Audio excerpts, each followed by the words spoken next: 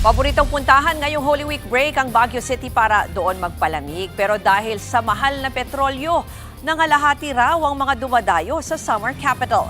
At live mula sa Baguio City, may Express Report si Ian Suyu. Ian, so mas konti ba yung mga turista na ngayon? At ang tanong ko rin, kung ganyan yung sitwasyon, mas nabawasan ba ang traffic dyan sa Baguio?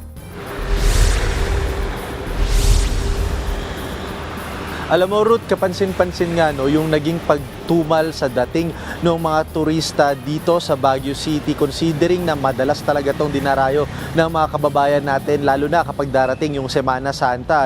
At ang epekto niyan, ramdam na ramdam ng mga negosyante, ng mga driver dito sa Baguio, pati na rin sa katabing bayan ng La Trinidad.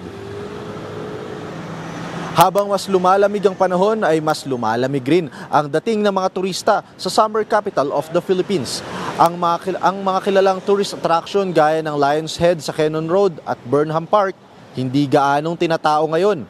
Ayon sa Baguio City Tourism Office, posibleng nasa 40 to 50% ang nabawas sa bilang ng mga turista ngayong Semana Santa. Base sa pagtataya nila, maaaring abutin lang daw sa hanggang 150,000 na mga turista sa lungsod ngayong taon. Kalahati lang yan ng nasa 300,000 tourists noong Semana Santa 2025.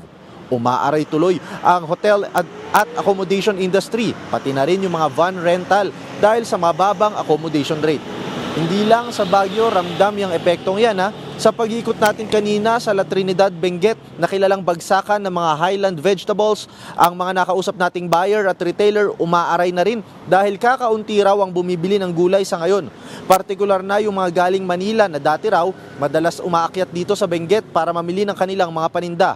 Wala namang pagtaas sa presyo ng mga gulay dahil sapat ang supply, pero anila, domino effect din ng turismo yung pagbaba ng bilang ng mga pumupunta sa trading post para nga mamili ng gulay.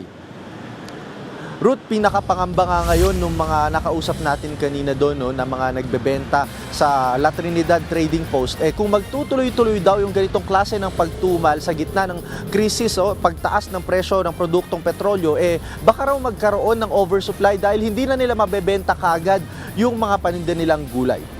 Yan muna ang latest mula dito sa Baguio City. Ruth? Yan po ang Express Report ni Ian Suyu live mula sa Baguio City.